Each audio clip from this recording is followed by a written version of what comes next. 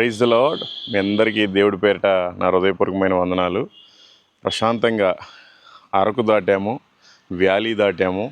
ఇదంతా కూడా బొర్రా గుహలకి దగ్గర ఉన్నాం. బొర్రా కేవ్స్కి దగ్గరలో ఉన్నాము.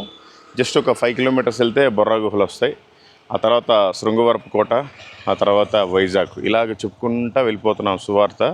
అయితే ఒక అద్భుతమైన ప్రాంతంలో ఆపుకొని మంచిగా కారు కడుక్కున్నాం. మేము కూడా స్నానాలు చేసాం. ఇక్కడ వండుకోవడానికి అంతగా అనిపించలేదు, అందుకని ఈరోజు ఎక్కడన్నా బయట ఇంకో చోట కూరగాయలు ఉడకబెట్టుకుందామని ఆగాము. సో చాలా అద్భుతమైన కాఫీ తోటలో మిరియాల చెట్లు, ఆ తర్వాత నేరేడు చెట్లు, ఇవ్వండి ఇవైతే మామిడి చెట్లు అండి.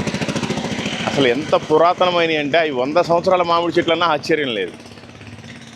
ఇలా చాలా బాగుంది. ఆ కొండల్లో నుంచి ఆ ఊట వస్తుంది. ఇక్కడంతా స్టోరేజ్ కోసం ఒక తొట్టిలా కట్టారు. మంచిగా బకెట్లతోటి స్నానం చేసాం పక్కనే, ఎందుకంటే అందరు తాగుతారు కదా, బాగోదు అక్కడే చేస్తే. అందుకని మేము ముగించుకొని ఇంకా కిందకి దిగుతున్నాం. మీరంతా కూడా సువార్త ప్రయాణం నిమిత్తం ప్రార్థించండి. అనేక మందికి కరపత్రికలు ఇచ్చినప్పుడు, మాటలు చెప్పినప్పుడు వాళ్ళు విని వాళ్ళ హృదయంలో ఆ మాటలను గుర్తుపెట్టుకునేలాగున, వాళ్ళ మైండ్ సెట్లో గుర్తుపెట్టుకునేలాగున, వాళ్ళ హృదయంలో భద్రపరచుకునేలాగున, వాళ్ళు రక్షణలోనికి వచ్చేలాగున మీరంతా ప్రార్థించండి.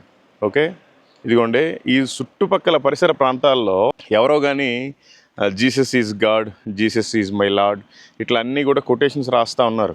అక్కడ కూడా ఆ చెట్టు మీద ఒక బోర్డు పెట్టారు, యేసు మాట దొంగిలవద్దు, అబద్ధ సాక్ష్యము పలుకవద్దు.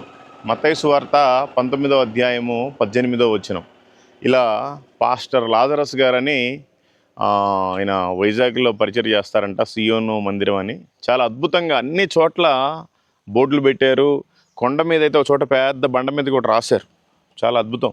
అది చదివినప్పుడు ఈ కాఫీ తోటలో ఎవ్వరు కూడా దొంగతనం చేయడానికి ముందుకు రారు, అబద్ధం చెప్పడానికి కూడా ముందుకు రారు. సో ఇట్లాంటి వాక్యాలు ఎక్కడెక్కడ మనోళ్ళు కూడా రాస్తే బాగుంటుంది. ఇంకా బాగా విరివిగా సువార్త ప్రకటిస్తే ఇంకా బాగుంటుంది. కాబట్టి మీరంతా మా ప్రయాణం కోసం, మా సువార్త నిమిత్తం మీరంతా ప్రార్థించండి. Thank you.